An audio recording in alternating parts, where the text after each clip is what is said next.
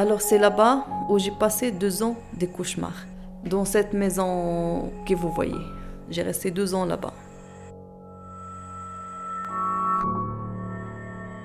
Dans le contrat, il est marqué 24 mètres carrés et j'ai payé 500 euros. Le studio est meublé, mais à la fin, j'ai trouvé juste un petit lavabo et un frigo plein de cafards. Ça que j'ai oublié jamais.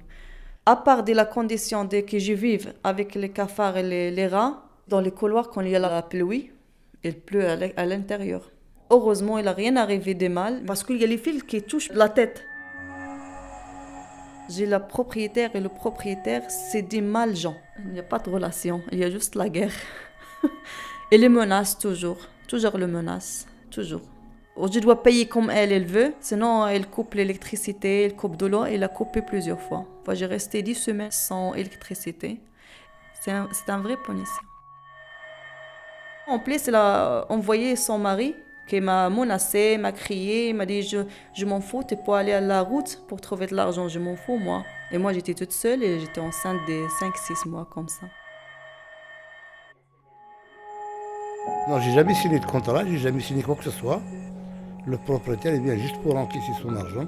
Il s'en fout pas mal du reste. Alors des fois, il ne dit pas la vérité. Il nous dit, voilà, il n'y a pas d'électricien, il n'y a pas de plombier, il n'y a pas... Ah, c'est pas possible. J'ai resté presque un mois. Ma chambre, elle n'arrêtait pas de goûter. J'ai mis des bassines là. J'ai le problème d'électricité 1 fois ou 2 fois. Mais moi, je peux pas vivre sans électricité parce que j'ai besoin d'oxygène et j'ai un appareil pour les apnées. Je dors toujours avec le masque, donc il marche électrique. Si ça ne marche pas, je ne peux pas dormir. L'autre fois, il n'y avait pas de lumière, j'étais obligé de sortir dehors pour prendre de l'oxygène à 2 heures du matin.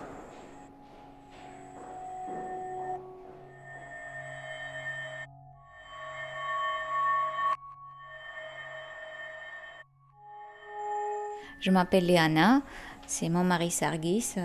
On a une fille à 8 ans et nous sommes arrivés à Lyon il y a 3 ans, juste après avoir obtenu notre papier, notre statut de réfugié politique. Tous les agents, ils ont refusé de prendre le dossier parce qu'on était bénéficiaire de RSA. On a trouvé un propriétaire qui a accepté notre situation. C'était un loyer de 690 avec le charge comprise. C'était un bel appartement, très petite pour notre famille, mais quand même assez propre. Et après, petit à petit, on a découvert les choses qui ne sont pas normales. Il y avait absence de garde-corps aux fenêtres. Le chauffage, il n'était pas suffisant. On avait découvert qu'il y avait peinture au plomb. Il avait repeint dessus et on ne savait pas, on ne voyait pas. L'organisation Alpil nous a expliqué notre droit. Tant que l'appartement est insalubre, on a droit de ne pas payer le loyer.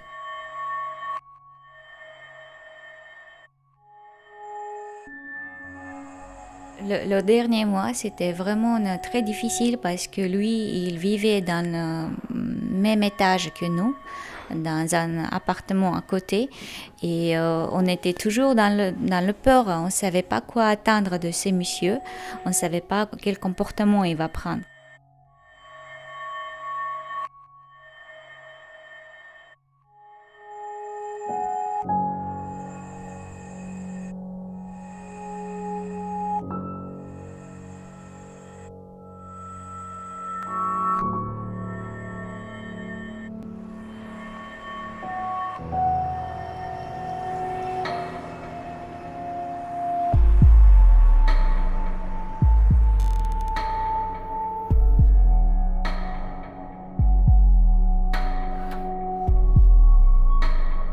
Derrière la porte de garage, il y avait à peu près entre 40 et 50 personnes, avec des enfants qui vivaient là. C'était pas un immeuble normal. C'était ça, il y avait beaucoup de monde, beaucoup de bruit. C'était pas un studio, c'était une petite chambre de cave. Donc en fait, c'était ça. Un prix de 650 €, ça faisait cher. Il y avait une fenêtre 20 cm pour 20 cm. Juillet, août, on ne peut pas être dedans parce qu'il faisait très très chaud. Et l'hiver, ça faisait très très très froid. Les gens qui arrivent de Portugal, ils n'avaient pas de moyens d'allouer un appartement. Donc la unique chance, c'était appeler le propriétaire. Et il fallait payer en liquide Pas de chèque, pas de virement, rien. Quand il y avait personne qui n'arrivait pas à payer le loyer, il a changé la clé. Il a fermé, il a changé les serrures.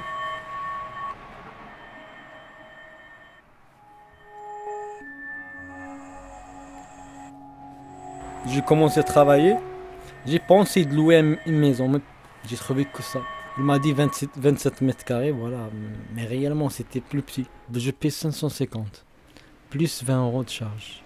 Nous ici, on a toujours des problèmes. Ici, on a 4 toilettes, elle est toujours bouchée. La maison, elle a été construite pour un toilette pour premier étage, non? Et à l'extérieur, c'est une maison, mais à l'intérieur, ce sont des chambres divisées. Moi ici, nous sommes 5 personnes. L'autre chambre, ce sera la même chose. 4 familles. C'est la même chose au rez-de-chaussée. C'est trop petit pour vivre. Moi, j'ai déjà cherché. Partout, j'ai pas retrouvé. Même si je trouve, ils vous demandent des choses que vous n'avez pas. Voilà. Des documents, au moins les impôts. Moi, je n'ai pas. Un garant. Je n'ai pas le garant. Un niveau de salaire, ça dépasse pas 1000 euros. Comment je dois trouver? Normalement, c'était qu'à ça. Et ce qu'il faut savoir en fait, c'est que l'immeuble c'était un seul et même une maison, mais le propriétaire l'a partagé en 8 espaces, 4 logements et 4 espaces commerciaux en rez-de-chaussée. 30 mètres carrés, presque 600 euros. Hasta encontramos problema con la biblioteca. Le logement était très humide, les livres de mes enfants étaient tout imprégnés d'humidité, il y avait même de l'eau qui sointait des murs et des traces de moisissures noires sur les murs. En fait, le propriétaire a tout de suite su qu'il y a des professionnels qui étaient venus voir mon logement parce qu'il y a des gens qui surveillent les allées et venues dans l'immeuble et du coup, il a su très rapidement que les services sociaux, la préfecture étaient venus. Le propriétaire m'a menacé plusieurs fois. La porte de mon logement a été cassée 2 fois. Il menaçait aussi mon épouse. C'est pas mon propriétaire en lui-même qui qui commettait ces actions, puisque c'était un monsieur un peu âgé. Par contre, il envoyait des gens me menacer, me faire peur. Et au final, j'avais peur dans ce logement.